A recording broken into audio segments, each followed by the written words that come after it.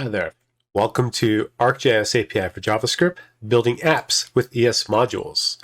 My name is Rene Rubalcava. I am a software engineer at Esri working on the JavaScript API. So what are ES modules? What's the big deal, right? ES modules stands for ECMAScript modules, and they're a standard JavaScript modules that you could use for building web applications. It's kind of the modern way of writing JavaScript. So for years, we've got the various different ways of how you could load JavaScript into the browser.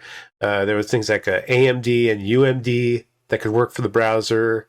Node has CommonJS, which is a way to kind of have modular JavaScript, and ESM is kind of the standard way to do it now. So it's taken us kind of a long road to get to this point in the industry where we have this kind of standard way of writing modular JavaScript. So with the JavaScript API, the way you can get the ES modules is by installing the @ArcGIS core package from npm. So previously, what you would have done is you would use an AMD loader to load the API, and you'd have like a require statement. That require statement would require Esri Esri web map, and then you would have the web map to work with. With ESM, you say you're going to use the import syntax. So you're going to import web map from ArcGIS core web map. And all the functionality and everything is exactly the same between the AMD version of the API and the ESM version of the API. So there's no difference in functionality. It's just in how you're going to consume the API itself and build your apps. So like I said, why does it matter? It's ideal for modern web development, right? It's supported in evergreen browsers, meaning that technically you could use the ES modules directly in the browser natively without a build step.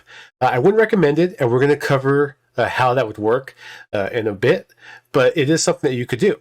And one of the real big benefits here is that it works with modern build tooling. So it's going to work with Webpack. It's going to work with Rollup. It's also going to work with Snowpack. Snowpack and Rollup are really interesting because they actually use ESM modules to do tree shaking, meaning that they'll help you remove any code by default that isn't used in your application. Webpack will do the same thing. It's kind of built into it now, but it's kind of taken a little bit to get to the point of being an ESM kind of a build tool. And then something like Snowpack is actually built from the ground up to work with ESM right off the bat. So ESM is just really opening up new ways you can use these build tools to build modern web apps. So getting started. So first off, I'm going to talk about prototyping with the ESM CDN. This is what I was talking about, where you can work with these modules natively in the browser. Again, it's not for production. This is just a great way to test out some ideas, to prototype some of your work, and get things going. The reason it's not for production is the fact that it's not built, right? You could load a couple hundred, maybe even a few hundred JavaScript files with this method. So it's definitely not something you want to push for production, but it is something that is kind of cool to play with so that you can just kind of get your ideas down real quick, test something out, and then take that to your desktop or whatever, and then build your application using the stuff that you tested, because the browsers do have native module loading. So what does that look like? What you would do is you add a script tag to your page, and it would have type module. And from here, you can have the source be a JavaScript file, or you can write it directly in the script tag. And you would do something like this with the import syntax, where you would import ArcGIS map from, and then a URL pointing to the ESM modules, right? So we have them on the CDN under js.arcgis.com/4.18/@ArcGIS core map.js. Notice that you're actually putting the file extension .js when you're doing these import syntax for native modules. That's just kind of the way you have to do it. But once you do that, you can now go ahead and write your app the same way you normally would. Okay, so when you're using the ESM build of the JavaScript API, you can also use it via the CDN. Now, it is not recommended that you use this for production because, let's be honest here, it's not going to be very efficient, right? The ESM is not built. It's going to consume a lot of files.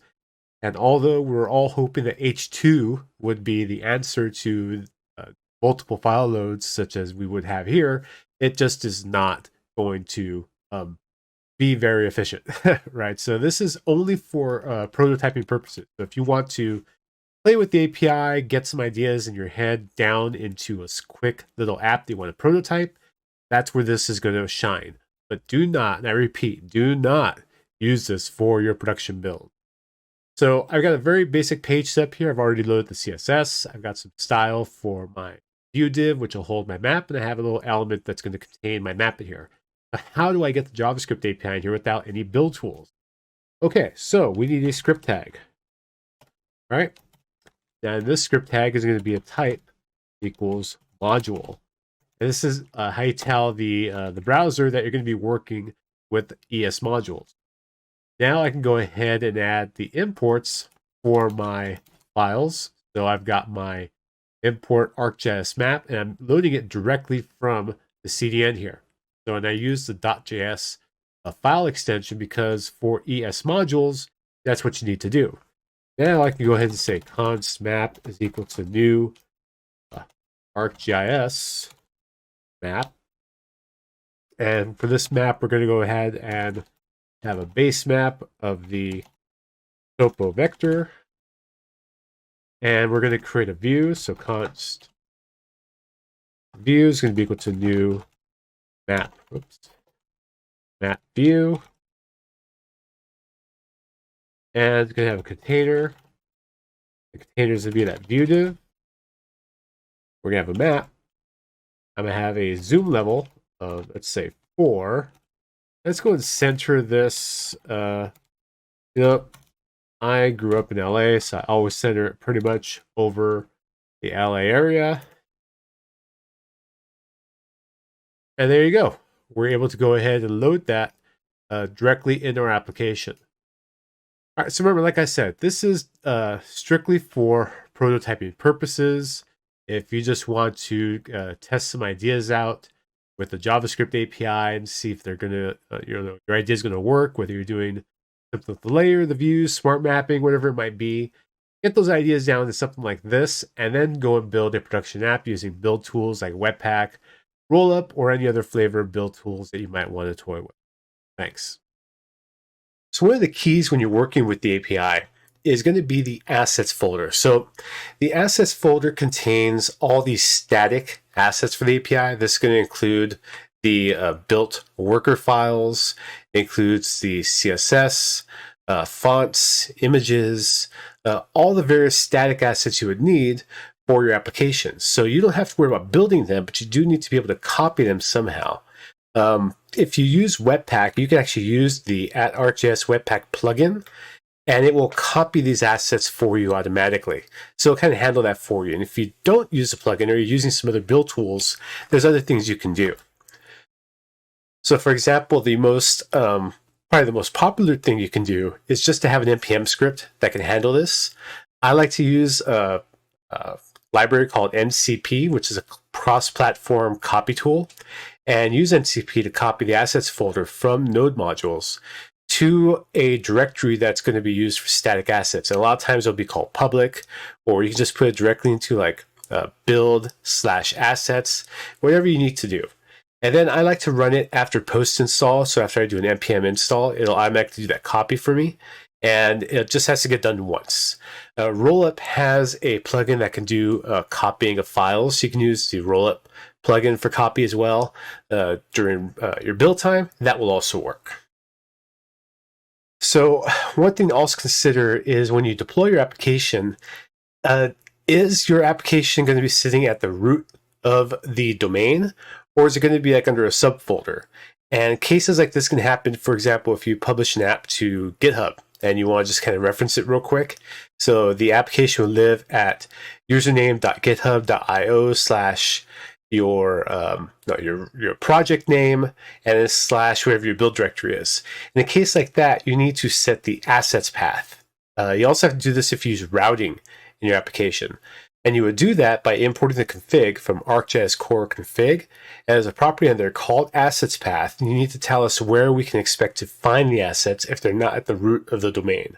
So this is something that you should do if you just want to make sure that your application is going to run correctly, and you'll know it doesn't because you'll get a lot of console errors about not being able to find items from these assets folder. That's when you know you need to go in and set that assets path. All right, Webpack. So let's talk a little bit about Webpack and it's kind of the steps you need to get Webpack to work with the ES modules. So here's a very basic configuration for Webpack. Like I mentioned before, you could use our Webpack plugin to do the copying of the assets folder for you. And you just initialize the plugin. And the plugin can also be used to filter out the locale files. So maybe you only need to support a handful of locales for your application. You can filter them out so you don't copy over all the locale files for your app. And if you leave this blank, you'll just get all of them available to you at runtime, which I do recommend because even though your application might not support all the locales the API does, our widgets will still support those locales. So it's kind of a better idea for you just to keep all the locales in there. All right, so let's look and see how I might build my application using Webpack. So the main thing you're going to need with the Webpack build is going to be a Webpack config, which I've got here. But before I dive into that, let's just look at the package.json, just see what I've got in here. I'm using Babel to build this project. It's a pure JavaScript project. Because I do some async await stuff, I need the regenerated runtime. This is something that you'll run into when you're doing Babel builds and Webpack and everything. And I've got all of my Babel configuration laid out in here. So I won't go into too much detail with that, just wanted you to see it there. And I have a couple of build scripts for start and build here using Webpack. So if we look at the Webpack config, you'll see that I only have a handful of plugins I'm using. I'm using the ArcGIS plugin, Clean Webpack plugin, HTML Webpack plugin, and the Mini CSS Extract plugin to go ahead and compile my CSS for me. So the key point is down here is bringing in the ArcGIS plugin. So I'm not passing it any arguments because I don't really need to in my case. I'm only concerned about having the ArcGIS plugin go ahead and copy over the assets folder for me at build time, which even in my my build, you can see it's done over here. So if I go dist assets, these are all the static assets that are part of the JavaScript API. So that's pretty much what I need it to do. So if I need to build an application, that's pretty straightforward. I can go and import ArcGIS map from ArcGIS core. Actually, I'll just bring in map. And then I'll bring in a couple more things. All right, so I got my feature layer, my map view. And then for my feature layer, I have a portal item I'm going to use. So go ahead and set that up here. And you notice I'm working in JavaScript, but VS Code has a really nice feature where it'll go and read the types for my library for me. So I've got typing on my feature layer to bring in information, which is really kind of nice, even though I'm not using TypeScript.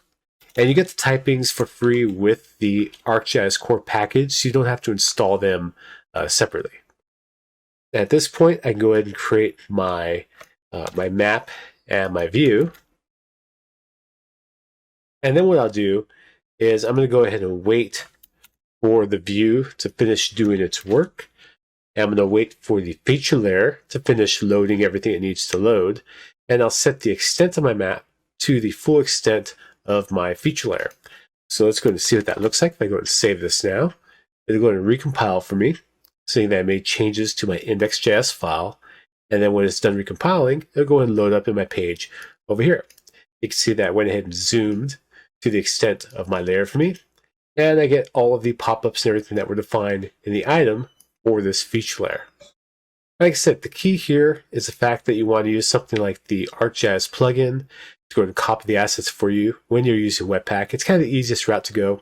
If you don't want to use that, then like I showed in the slides, you'll want to add a script tag to your package.json that can go ahead and do the copy for you, or you could use a copy Webpack plugin inside your Webpack config to manually copy the files yourself. Rollup. Okay, let's take a little closer look at Rollup now and kind of how that works. Rollup config is a little bit more. So here's kind of how you would handle Rollup. You need to bring in this plugin CommonJS, which is going to go ahead and wrap CommonJS stuff, or it's going to, if you have a lot of CommonJS files in your application, it'll be able to read those and put them into the Rollup build pipeline. There's also a plugin node resolve to pull stuff out of node modules and stuff. There's a delete plugin that you can use to delete folders when I could clean, right? So when you do a build, you want to delete that build folder. So we're going to go ahead, and the pieces you're interested in are really just kind of in the plugins section down here. So we're going to go ahead and delete the public chunks folder, because that is going to be where the build of your app is going to end up, because see here for the output, we have a chunks and the file names. That's kind of what we want to go ahead and delete and get rebuilt. We only want to run that once during development mode.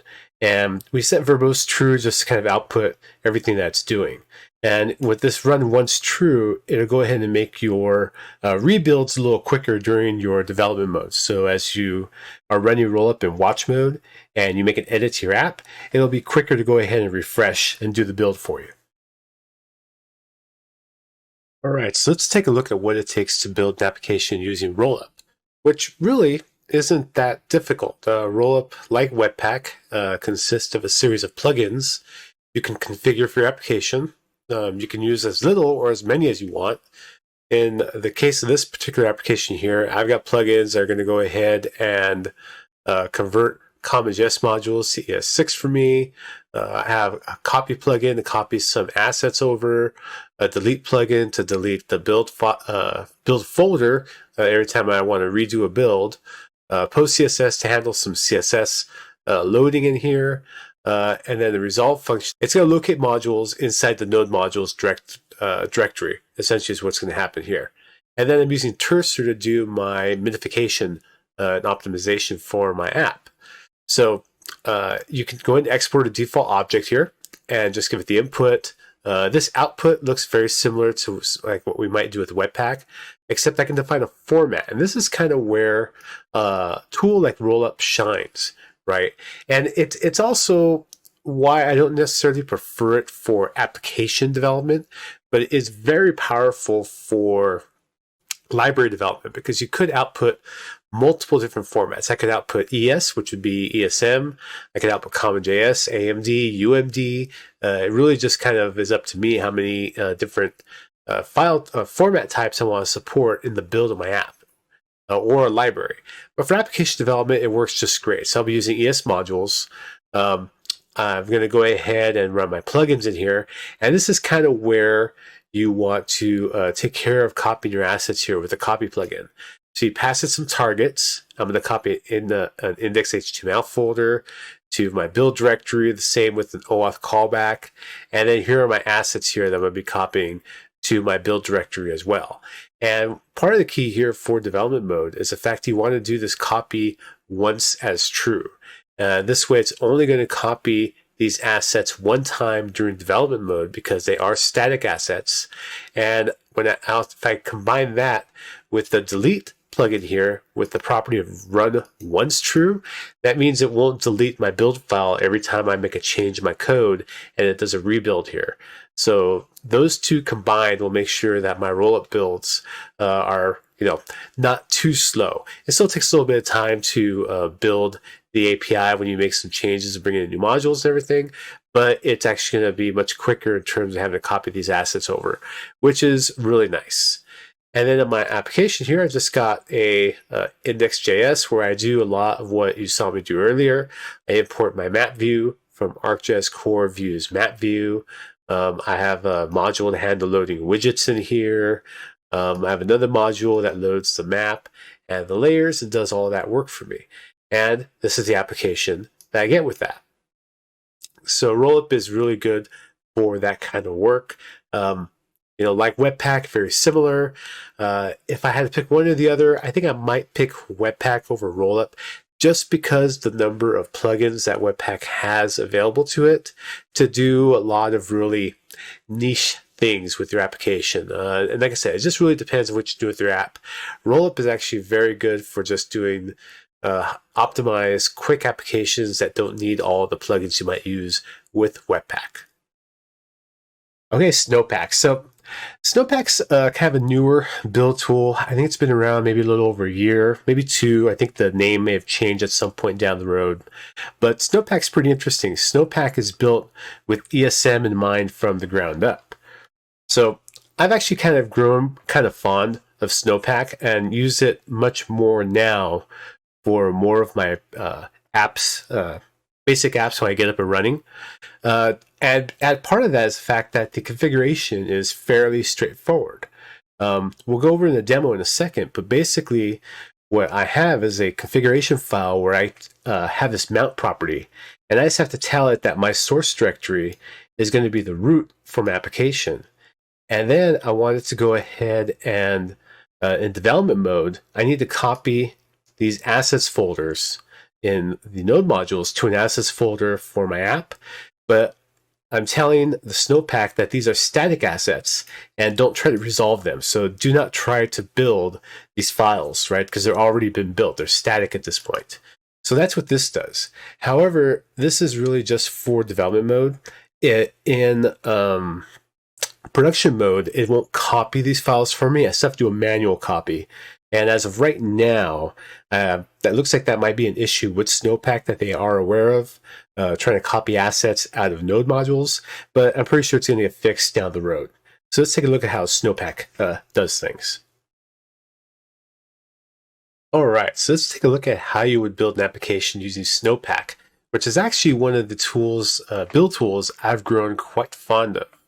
So Snowpack is interesting because what it'll do is it'll look for an index HTML or index JavaScript file in the root of your application where you run it, and they'll try to build that file based on what's loading. So for example, I have an index HTML file that's going to load a JavaScript file called index.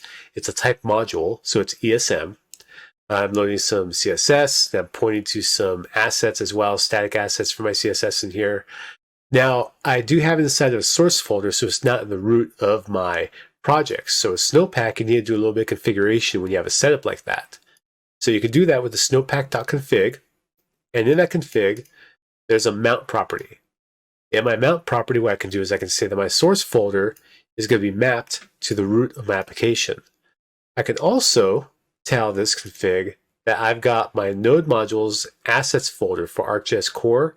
I want to map that to an assets folder in my build, but it's going to be static. So I'm letting Snowpack know these are static assets, and I set resolve to false. And that basically tells Snowpack, don't try to build these modules. They're already static. I don't need them to be built.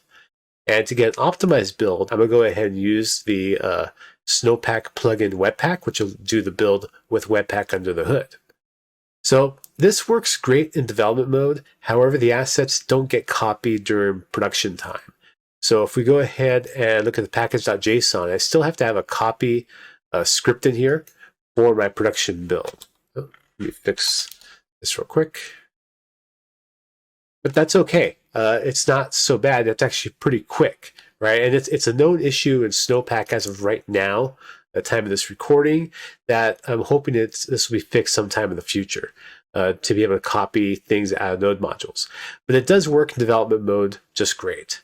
So let me talk about some of the benefits here. So if I do a dev build, right, just start with dev. I do npm start, Snowpack dev. Look how quickly that started up. Because technically, there was no build being done for my application. So if we look at the network traffic here for JavaScript files, now refresh the application here, it's just going to load the ESM directly. About 150 files for this really basic app, lots of JavaScript being loaded. Let's do a empty the cache and hard reload. So about 720 kilobytes of JavaScript files, 150 files getting loaded at runtime for this. I mean, that's quite a bit of files, but it's so fast for development because it's only loading the ESM. There's no interim build need to be done here, which makes Snowpack really fast. I mean, that started super quick. So now if I do a build for this, I'm going to do an npm run build. And let's see what that looks like after I do a build. Okay, so my build is done.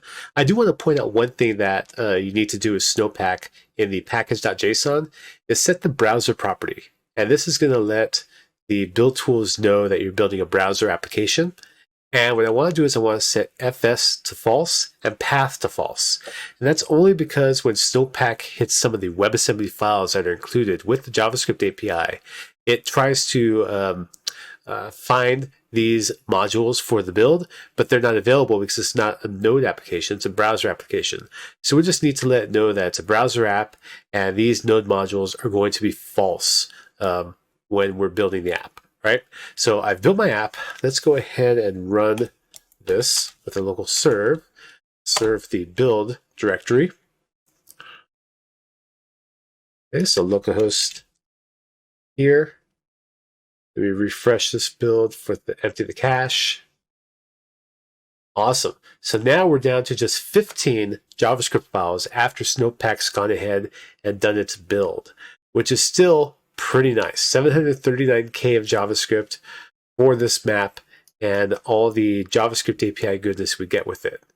So as you can see here, Snowpack is really nice for doing development because it's going to use ESM natively. So everything's going to be really fast and snappy. And then when you do your build, it's not going to take very long. It's going to build the ESM, do its tree shaking, and create a very nice optimized application for you. Okay, this one's a bit more of a advanced section here, talking about Webpack module federation. And this has to do with dependency sharing across multiple apps. So the idea here is that you might have a suite of applications that are going to use the JavaScript API, but you want to maybe share the same build of the API across all your apps. So each application doesn't have its own build of the API inside of it. If that's something you're looking for, then you might want to take a look at Webpack module federation. Now there are pros and cons to this. The pro is the fact that the code is going to be shared across multiple applications. The con, however, is that it's not actually the full API. What you would need to do realistically is build a library that is going to be in charge of wrapping the API, creating the maps, creating the layers, doing the queries, and most of that other work for you.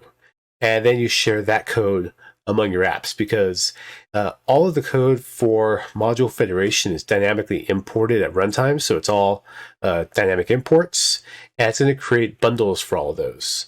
And if you try to share every module from a single library in here, then you end up with a lot of extra bundles. You can refine that a bit and stuff, but I'm just giving you my recommendation and kind of how this works. I'm sure once you use it, you'll get the hang of it and figure out a good pattern for you to use.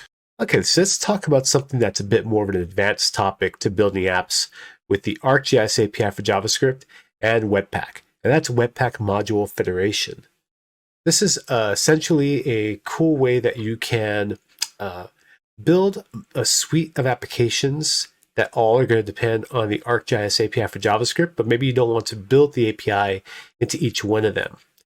These are normally referred to as micro-frontends, but it doesn't necessarily have to just be limited to micro-frontends, right? So here I've got a monorepo, and in that monorepo, I've got this package.json with some npm scripts that's going to do all of the running my applications, building them, and everything else.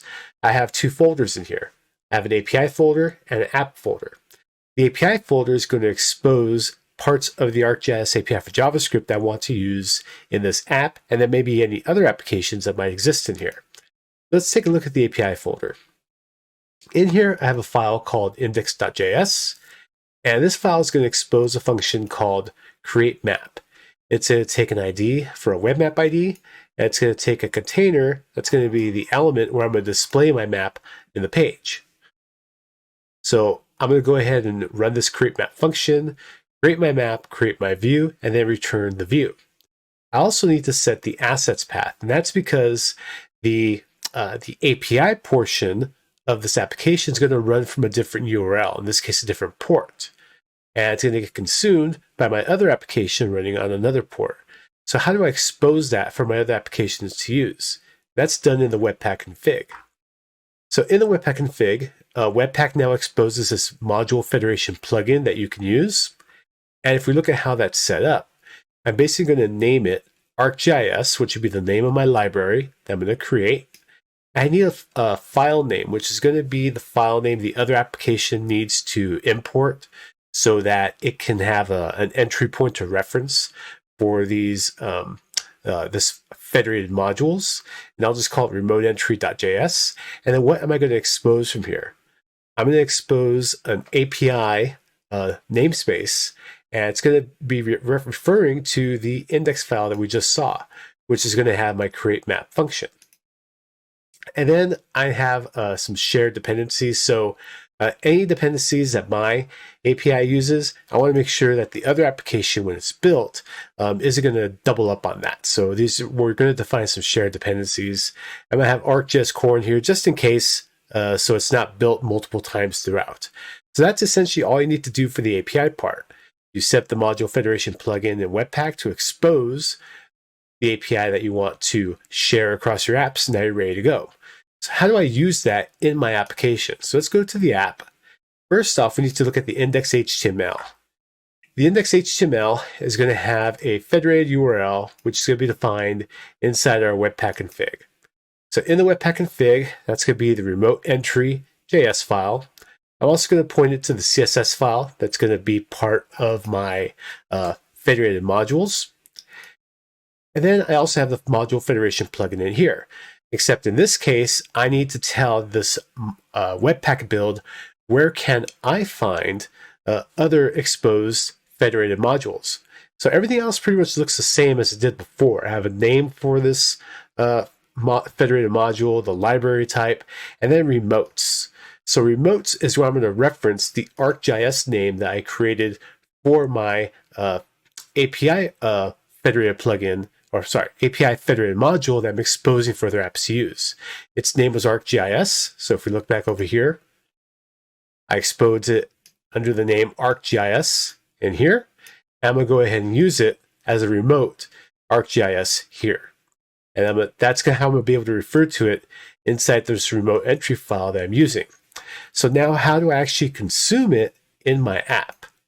So if I come over here, I'm going to go ahead and I'm going to import the create map function by dynamically importing ArcGIS/API. Remember, the name is ArcGIS, and in the API, I expose the namespace API, a path. So that's how I'm going to go ahead and consume it over here. That's how I get the create map. I provide a web map ID. I go ahead and provide a container, and then pass it to it. It's going to return a view for me. The key to working with the federated modules is the fact that all federated modules need to be dynamically imported. Right? That's a key to using this feature. So I'm going to run this and let's see what happens. npm start. Okay, so everything should be running on localhost 3002 for my application. Now you can see my application is going to be consuming modules from a different localhost to go ahead and display my map. So if we look at the network traffic here, refresh this, and let's filter this to localhost, over here, right here, which is coming from localhost 3001. But the rest of my application, the main part is 3002. That is my app. This is my API file. And then the rest of my modules are going to be coming from that localhost 3001. So they're being federated to my application. So now I can use the same federated module inside any other apps I might want to build. So I have a single instance of the API across a suite of apps I can now use to build a nice network of applications. And like I said, this is more of an advanced use case for using Webpack module federation with the API. It may not suit your needs, but if it's something that you think would fit the bill for what you're doing, feel free to give it a shot. Okay, so now let's talk about I call this hacks. It's not really a hack. The idea here being that there might be cases where you are building an app for a custom build, but maybe you want to load the assets because they're static resources from our CDN for some reason, or a CDN, right? And the way you can do that is by configuring the assets path to point to a CDN version of the assets folder. In this case here, I'm pointing to JS Deliver. I'm pointing to the ArcGIS JS API assets that are on NPM, and I'm going to load those into my application, right? So it's an interesting thing you can do. I've seen a handful of customers do it. The key here is you want to make sure that the versions you're using match, right? If you update your application to use 4.19, make sure you update the NPM version to reflect that in your assets path here, if this is something you want to go down the road and try working with. Okay, so to summarize, we've got, you could use ES modules with the CDN inside of a native browser application. Again, that's not for production use. That's just kind of something you can prototype with and kind of use it for a testing ground. We've got Webpack you can go ahead and build your applications with, which is pretty straightforward. There's a very large Webpack community. There's a lot of tooling there, things you can take advantage for your own applications. The same goes for Rollup. Rollup can also be used for building your apps, and that's also got a suite of plugins and a large community that you can lean on. There's a newer build tool called Snowpack, which is growing and getting quite popular, something I've kind of grown fond of, so you can get into that one. And of course, we talked about Webpack Module Federation, which is more of an advanced feature that you could use for building a suite of applications to rely on a single build of the JavaScript API.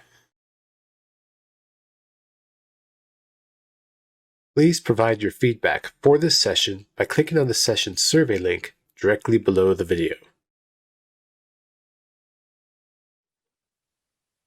Awesome. Thank you, everybody, for checking out that session today. I did want to point out one thing that's different from what's in the session you just saw and what's from today in the next release of the API, and it'll be in 4.19 in a couple of weeks, is that by default, you no longer have to copy the assets folder over for your applications. So what we've done is that the default behavior for assets now is that we're going to pull them from our CDN regardless.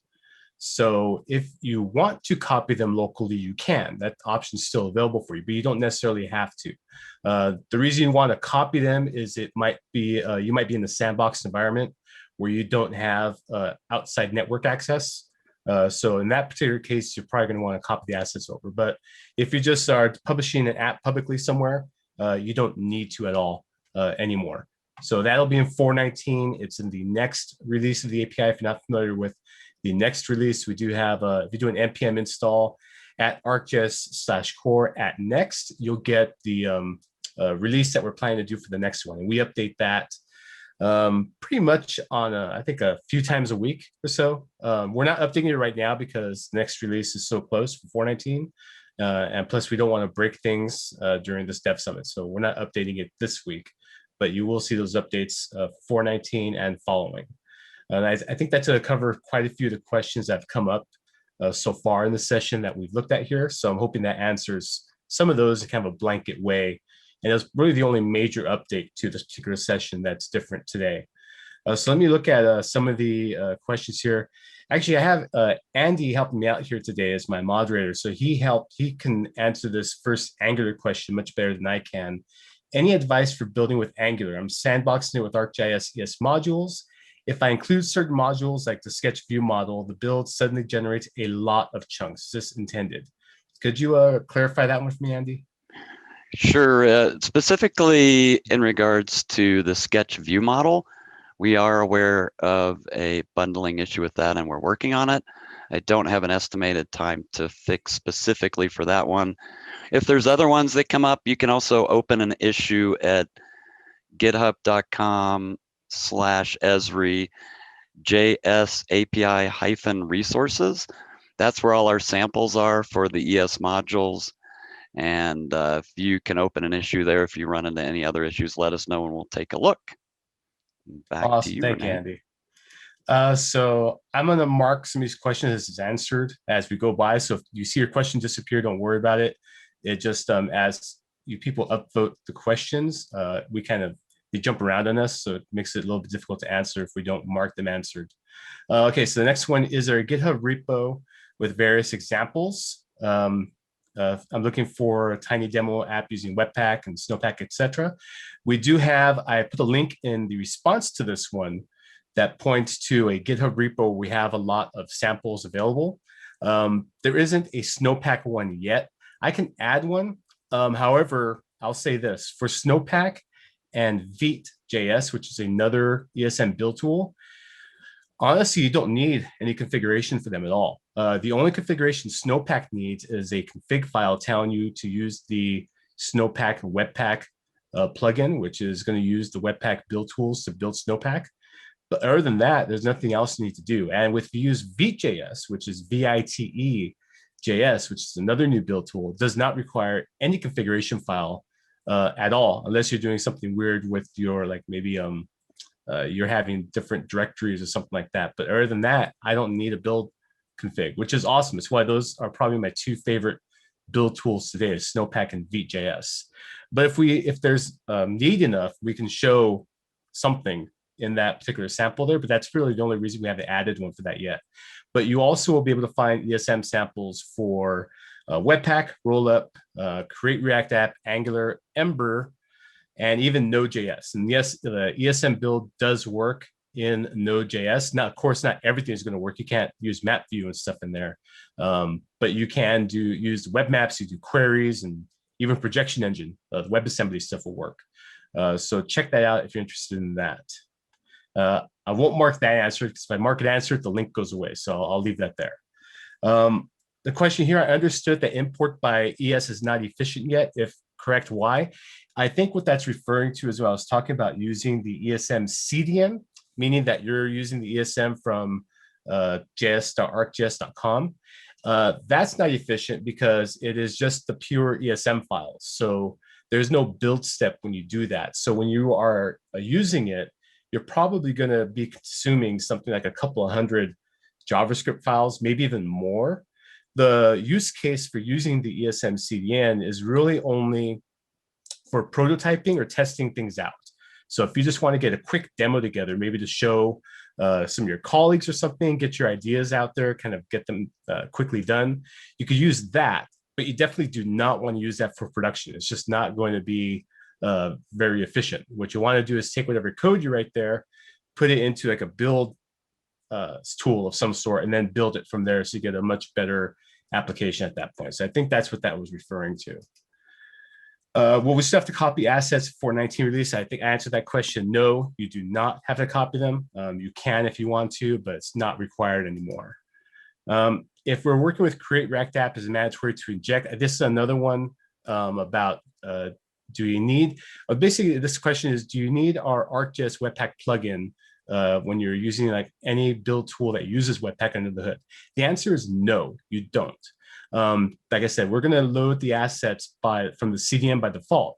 Now, one thing that the ArcGIS Webpack plugin does do, if you want to copy the assets over, that does a little bit more than what you might normally do, is it's going to filter out the SAS files, because we do provide the source SAS files. If you want to make a SAS build of the styles and CSS, you can do that. But the Webpack plugin will filter those files out. It's going to filter out, there's like some spec files in there, it'll remove those, but it also will let you filter out the language files. So we provide all the translation files as JSON files. So if you only want to support in your application a handful of locales, you can limit it to the number of JSON files for the locales you want to copy over. Now, I do recommend that you don't limit that, because even though your application may not support certain locales, all of our widgets do. So even if parts of your app may not work in the locale, our widgets will. So I recommend you just let all those files get copied over. But again, if you really need to, you can go ahead and filter them out using the ArcGIS Webpack plugin for ESM. That plugin is also going to work for the AMD build as well. The assets are pretty much static between each of those because they're just static files. So next question here. When is 4.19 being released? We see lots of console errors from ES modules of 4.18. So 4.19 should be out in about 2 weeks. The online release is next week, and then the JavaScript API is typically released a week after that. Now, I'm not sure exactly what kind of errors you might be seeing in the ES modules with 4.18, but if there's something of concern, you can go ahead and make a GitHub issue for that on the JS API resources, maybe. If you could recreate those errors in one of the samples that we have, or ask the experts. But if it would be really helpful if you could provide a screenshot or maybe a sample of what those errors are. And if you can, it's always best to give us a repro application for stuff like that, because we can always run them. Multiple devs can run them on different machines, just to see if it might be a browser or a OS-based kind of thing that happens every now and then. I use ES modules when I add a list of graphics to view graphics. The view to graphics add graphic, the first graphic add doesn't show up. So there could be a couple things happening here. So I did post a response to this one. View.graphics is actually a collection of graphics. It's a graphics layer. So if you want to add multiple graphics, use add many, which takes an array of graphics. Now, if you pass an array of graphics to add, nothing is going to get added because it's expecting a single graphic for that function. However, if you're using, I think it's Angular, right, Andy? There was an issue with that. Yes, there was an issue related to that that's been fixed at 4.19, and they can test that by using the @ArcGIS/core @next build, installing it and testing it. All right, cool. So okay, there's a question here about the samples. Are there any plans to shift the sample code pages on the API reference site to show ES rather than AMD JoJo? And actually, if I'm correct, Andy, I believe we're going to start moving some of them over, correct? For the sample pages in the SDK, is that what? Yes. Yes. For the time being, the sample pages on the SDK are going to stay with the AMD modules. What we are looking at doing is changing the import statements, adding import statement references to the API reference doc. So if you look at the top of each class in the API reference doc, currently it's an AMD pattern, and we're looking at putting the signature for imports up there. That's what we're looking at doing for 420. Okay, that's what I think I was meant then. Okay, so I see in the CDN JS API there's a build number that changes. Presumably code is changing. Would we lose those updates with ES modules? Do we need to reinstall the modules often, daily, whenever those build changes? So I think you're referring to as a console log whenever you use the API that tells you what version of the API you're using. And with the release builds, it's just whatever the version number is. But if you're using the next build, it'll give you actually the build number and a date. So that is consistent between whether you're using ESM or AMD. So what you need to understand, the ESM and the AMD in terms of what features and capabilities are completely identical. They come from the same code base. The API code base is written in TypeScript, and we have that little function that tells you what the build number is for that day or whatever it is if you see the next release. And we just create an AMD build and an ESM build. So that'll still be the same. So there's no difference there in terms of functionality. So if you see a console for that, you're going to see it there as well. Okay, transfer that one. Oh, there's a question here. What is the benefit of module federation? So yeah, so I did show the module federation and Webpack in there.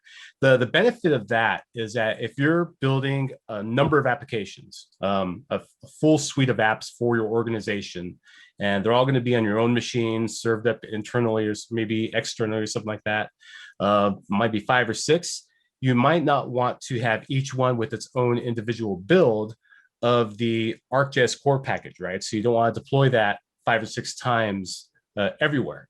So the benefit would be that you use module federation to create a kind of a small helper library that's going to export what you want from the JavaScript API. And that could be particular functions that are going to create maps for you.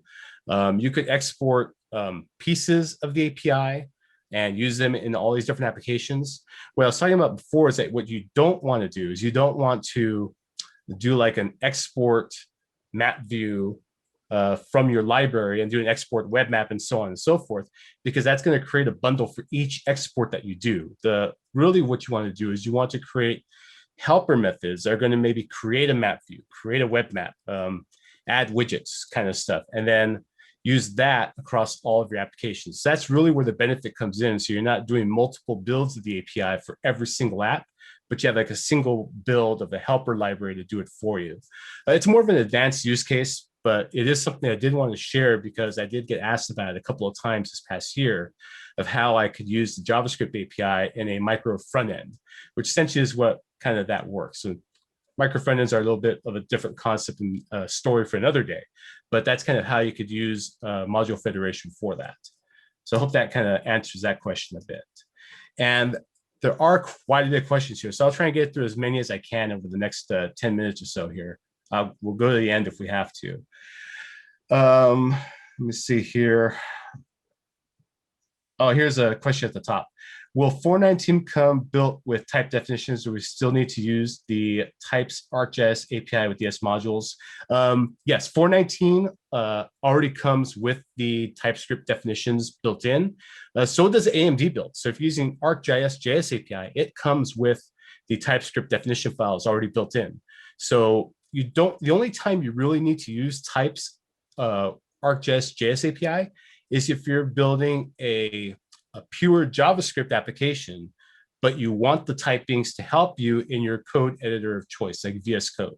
That's really the only time you need to install those typings. If you're just using TypeScript and using the AMD build from NPM or the ESM build from NPM, you don't need the typings at all because they come built in with the packages already. And VS Code and code editors will be able to pick them up right away from the way that they're installed. There's like a standard way of providing those types and packages, and we follow that particular standard. So it should just work out of the box. Okay, so going down the list here. How is it with Dojo and ES modules? As far as I know, Dojo classes are accessible using ArcGIS JS API AMD style with Esri Loader. Can I access in Dojo functions like aspect in ES modules? So Dojo does not have an ESM build. We don't have any Dojo in the JavaScript API anymore. It's still accessible via our CDN because we realize some users are still using some Dojo stuff, but we recommend that you move away from any Dojo that you are currently using. Unfortunately, I don't know of a really good library today that does everything that Dojo Aspect does. And if you're not familiar with Dojo Aspect, it's a way of doing aspect-oriented programming in JavaScript. Look it up. It's a pretty cool thing that you can do. But I don't have a good answer for how to bring in Dojo via ESM, and I don't think it'll really work in most build tools. There might be a way to make it work in Webpack because there's a lot of tricks you can do with Webpack. But stuff like Snowpack and VJS, which are pure ESM builds, I don't know of a way to really make it work in that particular case. So unfortunately, I don't think that'll work there. You have to find a different workaround with something like, and Webpack, there is a Dojo Webpack plugin, which we actually use quite a bit of before we didn't need it anymore. So you could probably use it that way. But other than that, there's not really an easy way to use Dojo libraries with ESM. But like I said, you should probably try to move away from Dojo completely because we don't have any Dojo classes at all in the JavaScript API. We're pretty much have no more Dojo dependencies, period. So I hope that answers that one. Okay, are there examples of customizing the build with Webpack and Angular using the latest version of the API? This is covered in the link I put up to the GitHub repo, JS API resources under the Esri org. There's an ESM sample for Angular in there that should help you out. I think everything's working now, right, Andy? There were some issues with Zone.js and Angular, but we should have that all covered now and fixed, correct? Yes, and we don't do any Webpack injection. You have to do that with Angular, some sort of builder as of Angular 8, I believe. If I can go ahead and put a link, if someone's looking at one of our old examples on how to use Angular builders, I'll go ahead and put that link in there. There are some issues with Zone.js. Those are noted in the samples repo under the Angular sample. Awesome. Let's see here. Oh, I didn't hear Parcel.js mentioned. Is it a build tool that should be considered for use with the JS API? Parcel.js is the bane of my existence. it does something very weird when it creates its own loader. And it's a very AMD-like required to find loader that it builds. But the errors it gives right now, for whatever reason, they don't make any sense. So no, right now it does not work with Parcel.js. It doesn't work with Parcel version 2 either. And I don't know why. I made an issue on the Parcel GitHub about some of the things we were seeing, but I haven't gotten a response back from them yet. So unfortunately, no, it doesn't work with Parcel.js yet. It could have something to do with our WebAssembly. We use a lot of well, not a lot, but we have WebAssembly in the JavaScript API. We use WebGL. We use a lot of really cutting edge JavaScript technology in the API today. And I don't know if it's something in the way that Parcel.js is trying to load it or what it's doing, but it just throws errors whenever we try to do builds with it, even the simplest of builds. It does work if you only use a handful of libraries that don't have anything to do with like the portal API or web maps or stuff. But if you're doing like a request would work. I don't know who's going to want to just use request Parcel.js. So some parts of the API work and some don't, and we're not quite sure what yet because we haven't been able to track it down. No other build tools cause errors the way that Parcel.js does. So I'm still trying to track down that particular issue. As soon as it works, you'll hear us talk about it because we've been fighting with it for a while now. And we'll be very happy once it does work. So I hope that answers that question there. I usually, this is the same thing with the graphics one. I answered that one. Expanding on the question, I hope we answered this. So there's another question about the adding graphics to the view.graphics. And I think Andy covered that one. It could possibly be just an issue that we've already fixed in the next version of the API. Can you repeat your thoughts, pros and cons of federated modules with Webpack?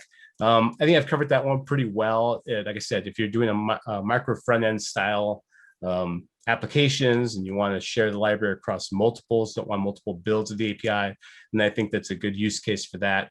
But it is a more advanced use case. I do want to say that because it took me a while to wrap my head around the concept and putting it all together at first. And most of the examples you'll find out there assume you have knowledge of using Lerna, which is a way that you can manage multiple packages in a single package kind of a thing. So yeah, if you can work your way around it, then it might be worth using for you. Let's see here. What options are there for localization without Dojo? So we actually have started using our own localization kind of library or framework in the API. So we don't require any third-party libraries for our localization today. We don't really have any documentation on how we do it just yet. And I think we might update that in the future. But I'm not sure I don't really use localization outside of that for any projects. So I'm not 100% sure on what could be a good use case for that. If you want to expand on that, go ahead and go to the Ask the Experts section of the Dev Summit, and you can post your question there. Maybe somebody will get back to you on that. But like I said, we don't really have documentation on it, but I think we do have a couple of samples floating around out there on how to use localization with custom widgets using our framework. So you might be able to get some answers there. In the TS file, how to define scene view type.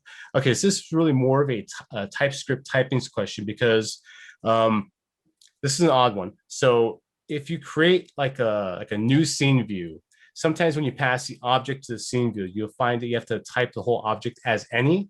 And that's just because today, TypeScript typings don't allow you to have a different type for the getter and the setter, meaning that if you assign a string to something, but then you ask for that property again later, it's an object, right? So TypeScript doesn't really like that. And we do that a lot for autocasting and stuff like that. That is changing in the future version of TypeScript. I don't know if it's necessarily going to work the way that we need it to. It's early, and it's not even. I think it might be in a release candidate somewhere or early beta. So we're testing that kind of stuff out. It could be that you need to type the container div that you're providing a container to a HTML div element, because a lot of times when you get an element from a page, it could just be an HTML element. It might not be an HTML div element. So that's something to consider as well. If you have a sample you can provide that I can look at or something like that, please post in the Ask the Experts, or you can contact me in various ways. You can contact me. See if we can handle that one for you. Can you share slides from your presentation for the late folks? Let me put a link in here. This session is going to end in like a minute, but I will reply with a link to this question here for you. Okay, I put a link to the session in that particular one there. Okay, so I think a couple of these last questions are stuff that we've pretty much already covered. Some of these require we go into a bit more detail, like these detailed questions. Please go to the Ask the Experts, and someone will be able to help further with those, because that's more than we can really cover in what we have time we have left. So thank you very much, and I hope you enjoy the rest of Dev Summit. Thanks.